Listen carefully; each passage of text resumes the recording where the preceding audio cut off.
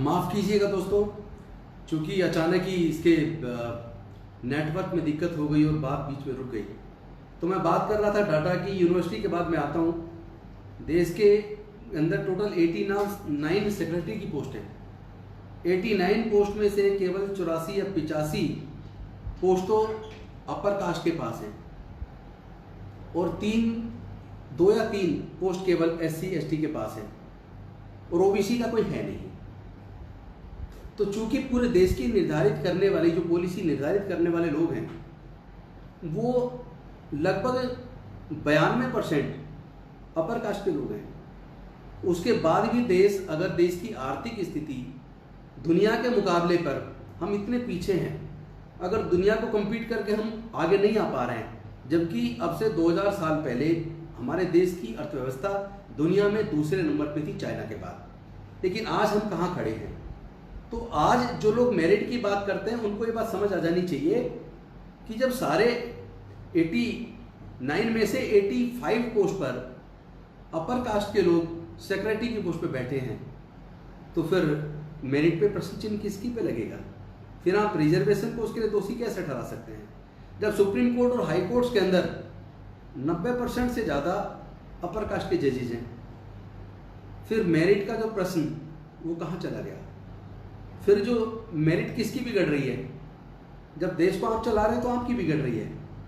इसका दोष आप रिजर्वेशन वाले लोगों को नहीं डाल सकते। आज आप देखिए मेडिकल के अंदर कितनी बड़ी मात्रा में पूरे देश के अंदर मेडिकल कॉलेज और लॉ के कॉलेजेस, मैनेजमेंट कॉलेजेस हजारों की मात्रा में सारे हाईवेज पे खुल गए। उधर जो मेडिकल काउंसिल उसके लिए परमिशन देती है मेडिकल कॉलेज खोलने के लिए, और लॉ कॉलेज खोलने के लिए बार काउंसिल परमिशन देती है। एक के बाद एक बाढ़ आ गई ऐसे कॉलेजेस खोलने की जहाँ पैसे के आधार पे एडमिशन्स बड़ी मात्रा में होते हैं। अब बताइए मेरिट के लोग उसमें पैदा होंगे जो पैसे दे के आ रहे हैं या बिना मेरिट वाले आएंगे? अगर आप रिजल्ट देखें, जो रिजर्वेशन के जो रिजल्ट्स आ रहे हैं, जब आप कंपेरिजन करेंगे, चाहे वो सिविल सर्विसेज का रिजल्ट हो, चाहे सेंट्रल एक्साइज कस्टम्स या इनकम टैक्स इंस्पेक्टर्स वाला रिजल्ट हो, चाहे बैंक PO का रिजल्ट हो, चाहे क्लेरिकल का रिजल्ट हो, जब आप उसमें देखेंगे कि रिजर्व कोटे के कितने नंबर पे नौकरी के लिए सिलेक्शन हो रहा है और जनरल कैटेगरी के कितने पे हो रहा है, तो वो मार्जिन घट के बहुत कम रह जाता है। और लोग कहते हैं कि 33% वाले का MBBS में हो गया, 80% वाले का नहीं हुआ। ऐसे बोलने वाले लोग कृपया आंकड़े सामने रखें। मैं दावे के साथ कह सकता हूं कि आप पिछले 3-4 साल के आंकड़े निकाल लें, आंकड़े निकाल के आंकड़ों की साथ बात करें तो आप पाएंगे कि कंपटीशन में जो डिफरेंस है, गैप है, वो बहुत ही कम रह गया है। यहाँ तक है कि कुछ पोस्ट पर, जैसे DSSB के अंदर अभी पिछले साल जब रिजल्ट आया क्लेरिकल का, तो उसमें जनरल कैटेगरी से ज़्यादा SC कैटेगरी की कट ऑफ गई थी। ऑन रिकॉर्ड आप इसके डाटा निकाल के देख सकते हैं टीचिंग के अंदर। और इसके साथ साथ अलग अलग आंकड़े आप निकाल के देखिए, सिविल सर्विसेज के देखिए, उसमें देखिए कि रिटन टेस्ट के अंदर SC कैटेगरी के लोगों के नंबर कितने गए, OBC के कितने, ST के कितने, और जनरल कैटेगरी के नंबर रिटन में कितने और इंटरव्यू के अंदर उनको कितने नंबर मिल रहे हैं और इनको कितने नंबर मिल रहे हैं। पक्षपात कहाँ कहाँ नहीं होता। जितनी इंडस्ट्रीज हैं उसके अंदर जो नौकरी करने वाले लोग हैं वो कौन है?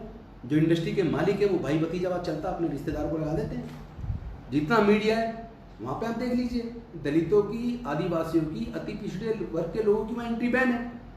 90% तो अपर कास्ट के पास ही मीडिया, चाहे वो हाई कोर्ट हो, चाहे सुप्रीम कोर्ट हो, चाहे मीडिया हो। और इसके साथ साथ जितने private engineering college, medical college, aided school, private school, उसके अंदर जो टीचर भर्ती होते हैं उसका आंकड़ा उठा के देख लीजिए, उसमें SC ST OBC का लोग तो आते ही नहीं है, क्योंकि वो रिजर्वेशन को लागू ही नहीं करते। वो कहते हैं हमारा प्राइवेट इंस्टीट्यूट है, वहाँ तो 100% आपके पास है। फिर आपका रिजल्ट कैसा है? फिर आपके लोग इतने काबिल क्यों नहीं निकल रहे हैं? ये प्रश्न चिन्ह लगाता है। तो रिजर्वेशन ये अघोषित रिजर्वेशन है। आप डाटा चेक कर लीजिए, जितनी वैकेंसीज 4th क्लास की supreme court, high court, district courts के अंदर निकलती हैं, उसके अंदर चूंकि कोई टेस्ट नहीं है, और जहाँ भी रिटन टेस्ट नहीं है, जहाँ केवल इंटरव्यू से सिलेक्शन होता है, वहाँ कौन लोग सेलेक्ट होते हैं? वहाँ तो SC ST OBC के लोग एंट्री नहीं कर पाते, बहुत नाम मात्र को, क्योंकि एक्सेप्शन आ रही। अंदर आ जाइए, जो professor, associate professor, assistant professor का जो सिलेक्शन होता है वहाँ पे कोई रिटन टेस्ट तो है नहीं, और चूंकि रिटन रिजर्वेशन तो है नहीं, ऊपर लेवल पे बहुत कम है, और वो भी पिछले कुछ समय से लागू हुआ है। तो वहाँ चूंकि रिटन टेस्ट नहीं है और पूरा का पूरा इंटरव्यू बेस्ड है, तो वहाँ पे इंटरव्यू बॉडी में बैठने वाले लोग, वहाँ पे भी भाई भतीजावाद होता है। चाहे तो उनके द्वारा जो थीसिस है उसको देख के, जिस सब्जेक्ट में उन्होंने रिसर्च किया है, डॉक्टरेट किया है, उसी सब्जेक्ट पे उनसे सवाल पूछ के देखिए तो पता लगेगा वो बगले झांकने लगते हैं। ऐसा लगता है जैसे कि उन्होंने जो पीएचडी की है वो नकल मार के उनको ही खुद सारी चीज़ें अवेलेबल करा दी और उसी को टेप के बना के जमा कर दिया हो। इसीलिए वो बगले झांकते, जवाब नहीं दे पाते कि जिस सब्जेक्ट से उन्होंने पीएचडी की उस सब्जेक्ट के बारे में जो सवाल पूछते तो जवाब नहीं दे पाते ज़्यादातर लोग, सबके बारे में नहीं कह रहा हूँ मैं। इसका मतलब क्या, वहाँ मेरिट कहाँ गई? जहाँ जहाँ इंटरव्यू के बेस पर सिलेक्शन होते हैं, जहाँ जहाँ आउटसोर्स होता है, वहाँ तो कोई रिजर्वेशन नहीं है। तो मैं ये कहना चाहता हूँ कि रिजर्वेशन को देखा जाए तो ना केवल कोर्ट्स ने डाइल्यूट किया है, एक जजमेंट नहीं है, अनेकों जजमेंट है। मैं ये रिजर्वेशन एंड कंसेशंस स्वामी की ये बुक पढ़ रहा था, इसके साथ साथ मैं अभी भारत के संविधान को पढ़ रहा था, इसके साथ साथ जो जजमेंट अभी आई है कोर्ट की, ये जजमेंट पूरी मैंने पढ़ी है। एम नागराजन की जजमेंट मैंने पढ़ी है, यूपी पावर हाउस और यूपी पीडब्ल्यूडी वाले केस में जो अपील देनी है उसको पढ़ा है, और जो ये कई सारी अपील्स को, स्पेशली पिटीशंस को जो इकट्ठा करके, और ये जो अभी लेटेस्ट जजमेंट आई है,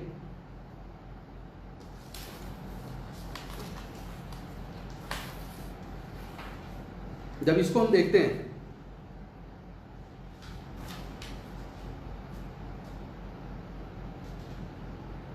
इसमें 2 जज बेंच की जजमेंट है। इस जजमेंट को पढ़ने के बाद जो Mukesh Kumar versus state of Uttarakhand, इस जजमेंट को जब मैं पढ़ रहा था तो उसमें कई सारे जो पहले नीचे जजमेंट हुए हैं उनमें कुछ अपील में आए, कुछ रिव्यू के अंदर आए, कुछ स्पेशल लीव पिटीशन चली है, उनको क्लब करके जजमेंट हुआ। तो ये बीच में पढ़ने में आता है कि एक निर्णय कांग्रेस की सरकार ने 2012 में लिया कि प्रमोशन के अंदर हम लोग रिजर्वेशन नहीं देंगे उत्तराखंड में। उसके बाद कुछ लोग हाई कोर्ट चले गए, हाई कोर्ट ने उनके फेवर में जजमेंट दिया कि उनको आप रिजर्वेशन दे दो, क्योंकि क्लब होके ये सारी अपील्स आ रही हैं। तो इसके बाद क्या हुआ, इसी बीच वहाँ पे भारतीय जनता पार्टी की सरकार आ गई। भारतीय जनता पार्टी की सरकार ने हाई कोर्ट के जजमेंट के हिसाब से रिजर्वेशन देने की बजाय उन्होंने सुप्रीम कोर्ट में एसएलपी डालना प्रेफर किया, और एसएलपी डालने के बाद बीजेपी की सरकार ने जिस तरह के आर्ग्यूमेंट्स वहाँ पे मुकुल रोहतगी और एक और सीनियर वकील साहब ने रखी, पूरी की पूरी एज इट इज उनके आर्ग्यूमेंट्स को मान लिया। इंदिरा सानी वर्सेस यूरोपीडिया के अंदर जो कहा, उसके बाद एक प्रिंसिपल लेट डाउन किया गया एम नागराज जजमेंट पे, जिसमें 3 प्रिंसिपल लेट डाउन किए, जिन 3 प्रिंसिपल पे काम होना था, इस पे सर्वे होना था, डाटा बनना था, एडिक्वेट रिप्रेजेंटेशन है या नहीं है, साथ में ये भी देखना था कि जो बैकवर्डनेस है वो किस लेवल की है। वो सारी चीज़ें अब कोर्ट ने तो यहाँ तक डिसाइड कर दिया कि सरकार की मर्जी ना करे, कोई वो डाटा भी इकट्ठा ना करे, वो चाहे तो कोई सर्वे भी ना कराए, पूरी तरह सरकार के ऊपर छोड़ दिया। तो एक तरफ जजमेंट कहती है कि ये सरकार की जिम्मेदारी, हम इसमें इंटरफेयर नहीं करेंगे, और दूसरी तरफ जब कोई रिजर्वेशन के फेवर में कोई निर्णय सरकार करती है तो उसके खिलाफ जब कोई कोर्ट में जाता है तो फिर कोर्ट उसको एंटरटेनमेंट करती है। तो ये 2 तरह का रवैया देखने में कोर्ट्स का आ रहा है, जिससे ऐसा लगता है कि कहीं ना कहीं एक प्रीजुडिसनेस नजर आते हैं। चूंकि जो क्रिटिकली एनालिसिस करते हैं जजमेंट्स को पढ़ने के बाद, मैं किसी एक जज के खिलाफ कोई टिप्पणी नहीं करना चाहूँगा, लेकिन क्रिटिकल एनालिसिस करने का अधिकार सबको, जजमेंट्स को, तो मैंने तमाम जजमेंट्स पढ़ के देखी हैं। उन जजमेंट्स को पढ़ने के बाद मैं पाता हूँ कि कहीं ना कहीं पक्षपात बहुत बड़ी मात्रा में हो रहा है। तो आज का जो विषय है कि ये क्या जातिवाद देश से खत्म हो गया? अगर जातिवाद खत्म हो गया हो तब रिजर्वेशन को खत्म करने की बात की जाए तो हम एक बार को कह सकते हैं ठीक है, संसाधनों में हिस्सेदारी दो, व्यापार में हिस्सेदारी दो, एग्रीकल्चर लैंड में हिस्सेदारी दो, तब हम एक बार को कह सकते हैं कि धीरे धीरे अब रिजर्वेशन को हम लोग खुद ही छोड़ देंगे। लेकिन उससे पहले जातिवाद को खत्म करने के लिए तैयार हो जाओ, और जो प्राकृतिक संसाधन है, नेचुरल रिसोर्सेज और लैंड है, एग्रीकल्चर लैंड या व्यापार है, उसमें तो हिस्सेदारी दो।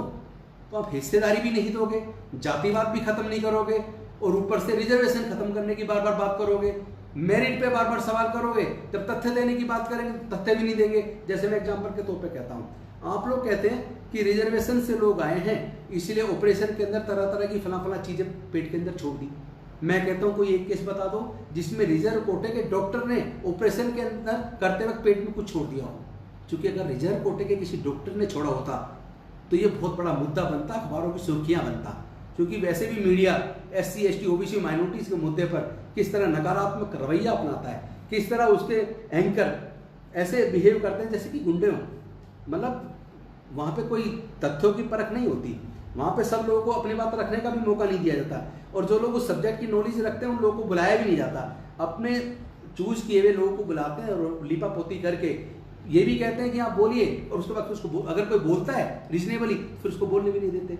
तो मीडिया के माध्यम से SC ST OBC के मुद्दे को तो दबाया जाता है, और कहीं ना कहीं इन वर्गों को कमजोर करने की साजिश आज मीडिया का इस्तेमाल करके अपर कास्ट के लोग कर रहे हैं। और मैं समझता हूँ कि अब हमें सवाल लेने चाहिए, क्योंकि ये मुद्दा ऐसा है कि इस पर मुझे लगता है घंटों चाहिए, तब कहीं जाके एक एक तथ्य सामने रख के हम कर पाएंगे। क्योंकि जो भी पक्षपात होता है, जो भी शोषण होता है, चाहे पायल तड़वी के साथ हुआ हो, चाहे रोहित वेमुला के साथ हुआ हो, चाहे IIT कानपुर के अंदर हमारे प्रोफेसर के साथ हुआ हो, चाहे अनेक केसेस हैं, उन केसेस को अगर मैं चर्चा करूं तो बहुत टाइम लगेगा। उन सारे केसेस में देखने में आता है कि उन सब के साथ जातिगत पक्षपात की वजह से, जातिगत एक प्रिजुडिशनेस की वजह से शोषण हुआ है। इसीलिए जाति जब तक, आरक्षण तब तक, ये बात हम लोगों ने कही है। अब मैं आता हूँ कुछ सवालों के ऊपर, जो सवाल हमसे लोग पूछ रहे हैं उन सवालों के हम जवाब देंगे। एक साथी ने सवाल किया है कि अभी अभी 5 जज बेंच की जजमेंट में जो हैदराबाद के अंदर जो ST के अंदर 100% का जो रिजर्वेशन दिया गया था उसके ऊपर चर्चा करने के लिए जब सुप्रीम कोर्ट के अंदर ये केस आया, और सुप्रीम कोर्ट में उसमें इंटेंशनली और बिना कानून को पढ़े उन्होंने कहा कि आरक्षण तो केवल 10 साल के लिए दिया गया था। मुझे सच में पढ़ के बड़ा शर्म आई, दुख हुआ मन को कि सर्वोच्च न्यायालय में जो जजेज हैं, कम से कम उनसे ये एक्सपेक्ट नहीं किया जाता कि वो कानून की पढ़े बिना प्रॉपर व्याख्या किए, बिना स्टडी किए कुछ भी ऐसे ही बोल दें। क्योंकि एक जनरल स्टेटमेंट होती है कि रिजर्वेशन तो 10 साल के लिए दिया गया था। आर्टिकल 334 ऑफ इंडियन कॉन्स्टिट्यूशन जो मैं अभी पढ़ रहा था, सरकारें पार्लियामेंट के माध्यम से हर 10 साल के लिए बढ़ाती हैं। लेकिन आर्टिकल 335 वो बोलता है रिजर्वेशन, और उसके बारे में कहीं भी 10 साल की कोई लिमिट नहीं बांधी गई है, बल्कि उसका आधार है कि जब तक जातिगत विषमता खत्म ना हो जाए, जब तक एडिक्वेट रिप्रेजेंटेशन ना मिल जाए, तब तक ये रिजर्वेशन चलता रहेगा। लेकिन उस जजमेंट के अंदर जिस तरह सुप्रीम कोर्ट के जजेज ने कैटेगरिकली कहा है कि 10 साल के लिए रिजर्वेशन हुआ था, तो वो पढ़ के बड़ा दुख हुआ कि ऐसा तो कहीं सुप्रीम कोर्ट कहीं भी हमारे संविधान के अंदर नहीं है।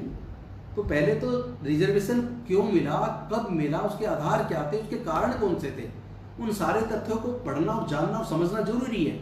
इससे पहले कि रिजर्वेशन के बारे में कोई भी एक टिप्पणी करे, कोई भी कुछ बोले, पहले उनको उसके कारणों को पढ़ना चाहिए कि उसके कारण क्या थे, और जिन कारणों से रिजर्वेशन दिया गया था क्या वो कारण अब खत्म हो गए, क्या जातिगत शोषण खत्म हो गया, जो रिजर्वेशन खत्म करने की बात हो रही है, कि क्या वास्तव में मेरिट रिजर्वेशन की वजह से डाउन हो रही है या लोगों की खुद की नाकाबिलियत की वजह से डाउन हो रही है। ये एक सवाल है जिसको आप जब एक एक करके तथ्य पढ़ेंगे तो आप पाएंगे सच सामने दूध की तरह, और पानी और दूध की तरह सच एकदम सामने आ जाएगा। तो साथियों, सवाल लेते हैं। पहला सवाल जो प्रशांत जी ने बॉम्बे से किया था, जो 10 साल के लिए रिजर्वेशन किया गया था, तो उसका जवाब मैं दे चुका हूँ। दूसरा सवाल देशराज जी ने किया है, ये दिल्ली से कर रहे हैं कि आपकी अपनी सरकार रिजर्वेशन प्राइवेट सेक्टर में क्यों लागू नहीं कर देती। तो पहले तो मैं बता दूं, हम करना चाहते हैं, हमारी इच्छा है, लेकिन दिल्ली के अंदर सर्विस डिपार्टमेंट अभी भी LG के माध्यम से केंद्र के पास है। सर्विसेज डिपार्टमेंट में कोई भी निर्णय लेने का अधिकार दिल्ली की चुनी हुई सरकार को नहीं है, और सर्विसेज डिपार्टमेंट हमें मिल जाए इसके लिए ऑलरेडी सुप्रीम कोर्ट में हम लोग लड़ रहे हैं। और सुप्रीम कोर्ट में पीछे जजमेंट आया था, उसमें कोर्ट ने कहा था कि जो 2 जज बेंच का जजमेंट था, एक ने सर्विसेज डिपार्टमेंट के बारे में दिल्ली सरकार के फेवर में जजमेंट दिया, एक ने खिलाफ जजमेंट दिया। और उसके बाद ये तय हुआ कि अब 3 जज की बेंच गठित की जाएगी, उसको रेफर किया जाएगा, वो डिसाइड करेगी। लेकिन अनफॉर्चुनेटली जो मुद्दे इस कोरोना के दौरान नहीं लिए जा सकते थे, बाद में भी सुने जा सकते थे, वो डिसाइड कर दिए। और दिल्ली की जनता का जो मुद्दा है वो अभी तक उसके ऊपर कोई बेंच बना के कोई सुनवाई होके वो अधिकार अभी हमारे पास नहीं है। तो मैं ये कहना चाहूँगा कि जब दिल्ली की सरकार के पास अगर एब्सोल्यूट पावर आ जाएगी, अगर सर्विस डिपार्टमेंट दिल्ली सरकार के पास आ जाएगा, तो निश्चित तौर पे आपके इस सवाल का हम न केवल जवाब देने की पोजीशन में होंगे बल्कि हम इसको लागू कर पाएंगे। अब मैं अगला सवाल लेता हूँ। अगला सवाल राजू निर्मल जी ने पूछा है, सर मेरा सवाल, कुछ लोग आरक्षण समाप्त करने की बात करते हैं, वो जाति व्यवस्था को समाप्त करने की बात क्यों नहीं करते? इसका जवाब मैं कैसे दे सकता हूँ? इसका जवाब तो वही लोग दे सकते हैं जो जातिवाद को तो जारी रखे हुए हैं और आरक्षण को खत्म करने की बात करते हैं। और एक और चीज़, आरक्षण को खत्म करने की और मेरिट की बात ज़्यादातर वो लोग करते हैं जो ज़्यादा ना तो पढ़े लिखे हैं और ना ही काबिल हैं। कभी उनके बारे में जांच कीजिएगा वो कितने पढ़े लिखे और क्या कर रहे हैं, तब पता लगेगा कि ऐसे लोगों की संख्या बहुत अधिक है जो लोग काबिल नहीं है, पढ़े लिखे भी नहीं, और वो रिजर्वेशन पे ज़्यादा टिप्पणी करते हैं, वो मेरिट पे टिप्पणी करते हैं। अगला सवाल लेते हैं।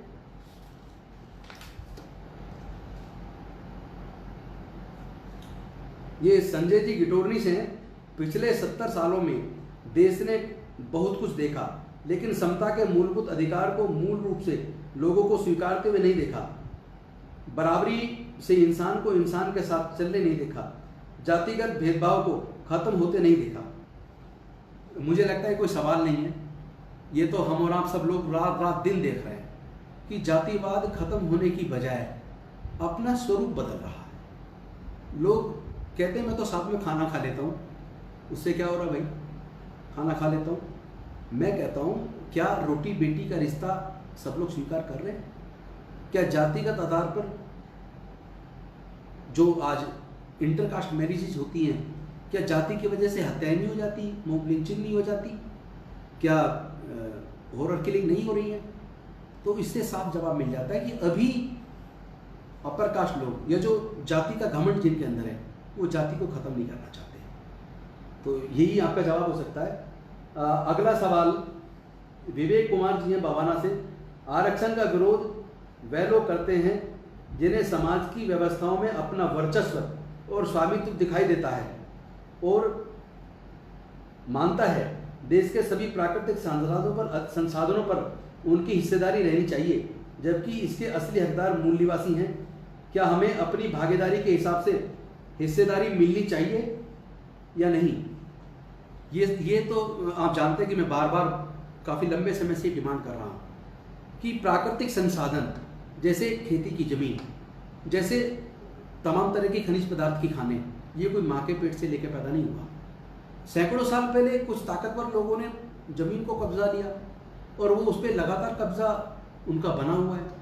कुछ लोगों ने धर्म के आधार पे पूरे व्यवसाय को एक कुछ चंद जातियों के कब्जे में ले लिया और वो लगातार कब्जाए हुए हैं। तो ये तो मैं बार बार कहता हूँ कि हमारे लोगों को प्राकृतिक संसाधनों में और खेती की ज़मीन में हक मिलना चाहिए। जब वो मिल जाएगा, जब व्यापार में हमें मौका मिलेगा, तो निश्चित तौर पर हम इस लायक हो जाएंगे कि अपने आप ही हम फिर बात कर पाएंगे इस बात की कि रिजर्वेशन को कैसे छोड़ा जाए। लेकिन कैसे छोड़ दें जब तक इन सब क्षेत्रों में हमें हिस्सा नहीं मिल जाता, जब तक देश से जातिवाद को खत्म नहीं कर दिया था। अगला सवाल लेता हूँ। यहाँ आपने सवाल अभी नोट किए ना? एक सवाल आया संजय निम जी की तरफ से, शिक्षा में चल रही नो डिटेंशन पॉलिसी को बंद किया जाए। संजय जी, वैसे मैं आपको बता दूं, नो डिटेंशन पॉलिसी अभी पीछे सरकार ने बंद कर दी थी। केवल कोरोना की वजह से इस बार 8वीं तक को पास किया गया और 9वीं और 11वीं को पास किया गया। अदरवाइज अब नो डिटेंशन पॉलिसी जो जिस तरह पहले पहली से 8वीं तक के बच्चों को ऐसे पास करने का जो सिस्टम था, जिसकी वजह से हमारा समाज बहुत ज़्यादा कमज़ोर हुआ है, अब उस स्थिति को बदल दिया गया, तो वो ऑलरेडी खत्म हो चुकी है।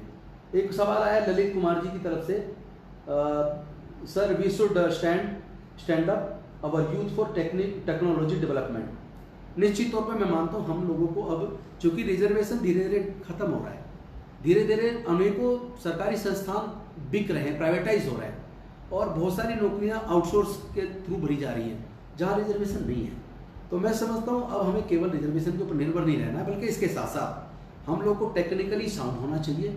हम लोग को धीरे धीरे ही सही, चाहे छोटे लघु उद्योगों के माध्यम से उद्योग के क्षेत्र में, व्यापार के क्षेत्र में धीरे धीरे एंट्री करनी चाहिए और आत्मनिर्भर बनने की दिशा में हमें अपने लोगों को बढ़ावा देना चाहिए। और सरकारों को चाहिए कि वो आसान शर्तों पे हमारे लोगों को धन मुहैया कराएं, लोन मुहैया कराएं, ताकि हम लोग प्राइवेट सेक्टर में धीरे धीरे अपना स्थान बना सकें और अपनी इच्छा से इस रिजर्वेशन रूपी जो एक स्टिग्मा बन गया है उसको हम लोग खुद छोड़ने के लिए तैयार हो जाएं। अगला सवाल लेते हैं, क्या आरक्षण में अयोग्य लोग नौकरी में आते हैं? वीके सिंह ग्वालियर से। तो सिंह साहब, मैं आपको बताना चाहता हूँ ये बिल्कुल गलत है। जो लोग रिजर्वेशन से आए हैं वो बिल्कुल काबिल लोग हैं। अगर इसका कोई सर्वे चूंकि अभी तक हुआ नहीं है, अगर सरकार इस बात का सर्वे करके कोई डाटा कलेक्ट करके देखे कि जो लोग रिजर्वेशन से आए थे 20 साल की नौकरी के बाद उनकी परफॉर्मेंस कैसी है, और जो लोग डायरेक्ट भर्ती जो हुए जनरल कैटेगरी से उनकी परफॉर्मेंस कैसी है, तो शायद इस बात का जवाब मिलेगा कि सबसे ज़्यादा जो काम का बोझ जिनके कंधों पे होता है, जिनको बहुत सारे ऑफिसर ज़्यादा काम जिनके सर पे लाद देते हैं, वो लोग कौन होते हैं? तो आपको पता लगेगा ज़्यादातर SC ST के लोग रात दिन पेले रहते हैं, जिनको काम का बोझ लाद दिया जाता है और वो लोग अपना काम ईमानदारी से, मेहनत से, पूरी एक इच्छा शक्ति के साथ अच्छी परफॉर्मेंस देते हुए पूरा कर रहे हैं। तो ये बिल्कुल कहना गलत होगा कि रिजर्वेशन से मेरिट कमज़ोर हो रही है, एफिशिएंसी कमज़ोर हो रही है। अगला सवाल डॉक्टर गजेंद्र जी की तरफ से है, जो लखनऊ से। उन्होंने पूछा है कि 33% वाले डॉक्टर बन जाते हैं और 80% वाले डॉक्टर नहीं बन पाते, जो जनरल कैटेगरीज होते हैं। मैं कहना चाहता हूँ कि डॉक्टर साहब, क्या आपके पास कोई डाटा है? क्या आपने कभी कोई सर्वे किया है, या ऐसे ही हवा में आप सवाल पूछ लेते हैं? मैं आपसे निवेदन करता हूँ, आप पिछले 5 साल का डाटा कलेक्ट कीजिए अलग अलग यूनिवर्सिटीज़ के अंदर, या नीट का जो आ रहा है उसी का रिजल्ट देख लीजिए। जो नीट का पिछले साल का, उससे पिछले साल का, 3 साल का नीट का रिजल्ट निकाल के देख लीजिए, और 3 साल का सिविल सर्विसेज का रिजल्ट निकाल के देख लीजिए, और पिछले 3 सालों में और भी जिस तरह की नौकरियों में रिजल्ट आए हैं उनके, खासतौर पर जिसमें रिटन टेस्ट में, उनका आप डाटा निकाल के देखिए। और उसके बाद आप देखिए कि ये जो आप कह रहे हैं 33% से MBBS में एडमिशन हो जाता है, ये आप खुद शर्मिंदा हो जाएंगे जब आप उस रिजल्ट के डाटा को चेक करेंगे। तो आपको लगेगा कि आप झूठ बोल रहे थे, आपके पास करेक्ट कोई सही डाटा नहीं था, और आपने ऐसे ही हवा में किसी के कहने में आके कह दिया कि 33% से लोग डॉक्टर बन जाते हैं और 80% के जनरल कैटेगरी के नहीं बनते। क्योंकि वो जो गैप है वो बहुत ही कम रह गया है। धीरे धीरे ये बच्चे पढ़ लिख के आगे आ रहे हैं, अपनी मेहनत के दम पे अपने आप को, अपनी योग्यता को साबित कर रहे हैं। जैसे जैसे SC ST और OBC के बच्चों को जैसे जैसे अवसर मिल रहा है, जैसे जैसे वो पढ़ने लिखने में उनको मौका मिल रहा है, वैसे ही वो लोग अपनी मेहनत करके और इस रिजर्वेशन की वजह से धीरे धीरे उनकी एंट्री हो रही है, और वो लोग इतना अच्छा परफॉर्मेंस दे रहे हैं कि रिटन टेस्ट का दोनों का कंपटीशन अगर देखें रिजल्ट, तो आप पाएंगे कि जो रिजर्व कैटेगरी के बच्चे बहुत बढ़िया परफॉर्म कर रहे हैं और बहुत ज़्यादा गैप बचा नहीं है। अगर यही चलता रहा तो कुछ सालों के अंदर हम लोग अपनी योग्यता साबित करेंगे। क्योंकि अगर हम इतिहास की बात करें, जिसको अगर ऐतिहासिक तथ्य अगर मान लें, वैसे मैं नहीं मानता, लेकिन अगर मैं मान लूँ कि एकलव्य वाली बात सही है, मतलब वो इतिहास का हिस्सा है, तो किसने उसको शिक्षा दी थी? अपनी काबिलियत से। अगर हम एकलव्य जैसे एक धनुर्धर, जो दुनिया के बेस्ट धनुर्धर बन सकते हैं, इसका मतलब हमें मौका दीजिए। हमारे पास काबिलियत की कमी नहीं है, जब जब मौका मिलता तब तक हम लोग अपनी काबिलियत साबित करते हैं। चाहे टीना डाबे में सिविल सर्विसेज में टॉप करके किया हो, या आंध्रा के लड़के ने सिविल सर्विस में टॉप करके योग्यता साबित की हो, या JEE मेन के अंदर राजस्थान के लड़के ने टॉप करके अपनी। मेरिट जाति से बंधी नहीं है, आप मौका दीजिए। हमारे लोग जो 18-18 घंटे खेत में काम कर सकते हैं, जो अन्न उगाने का काम करते हैं, जो तमाम तरह की उत्पादन का काम करते हैं, जो तमाम तरह के विकास का, डेवलपमेंट का काम करते हैं, यानी उत्पादन का भी काम हम करते हैं और कंस्ट्रक्शन का भी काम हम करते हैं। तो जिन लोगों ने इस देश के निर्माण में अपना जीवन लगाया, उनमें काबिलियत की कमी नहीं है। फिर कभी ऐसा सवाल मत करना। मुझे लगता है चूंकि समय काफ़ी हो गया है और बाकी सवाल बहुत सारे रह गए, उनका जवाब बाद में दूंगा, लेकिन एक सवाल ले लेता हूँ। एक सवाल पूछा गया है मिस्टर रवि नारा जी द्वारा, बैंकों का लाखों करोड़ रुपया कौन लेकर भाग गया? भाई मैं कहता हूँ इसका डाटा सरकार के पास है, उसको डाटा को तुरंत पूरी तरह अखबार में छापिए, तो स्थिति सामने स्पष्ट हो जाएगी। उसमें SC ST OBC का शायद 1% भी व्यक्ति नहीं मिलेगा, जिनके जो लाखों करोड़ रुपये लेके भाग गए, या जिनका राइट ऑफ हुआ है उसमें SC ST OBC के लोग नहीं मिलेंगे। SC ST OBC के लोग मेहनतकश लोग हैं, अगर कर्ज लेते हैं तो पूरी ज़िंदगी उस कर्ज को चुकाते हैं। बहुत बहुत धन्यवाद साथियों। बहुत सारे सवाल रह गए होंगे जिनका मैं जवाब नहीं दे पाया क्योंकि समय का अभाव है, लेकिन अगली बार मौका मिलेगा तो ज़रूर मैं उन सवालों का जवाब दूंगा। लेकिन इसके साथ साथ माफ़ी चाहूँगा, बीच में नेटवर्क की प्रॉब्लम से हमारे फेसबुक लाइव में डिस्टर्बेंस हुआ। तो जय भीम, जय भारत, नमो बुद्धाय।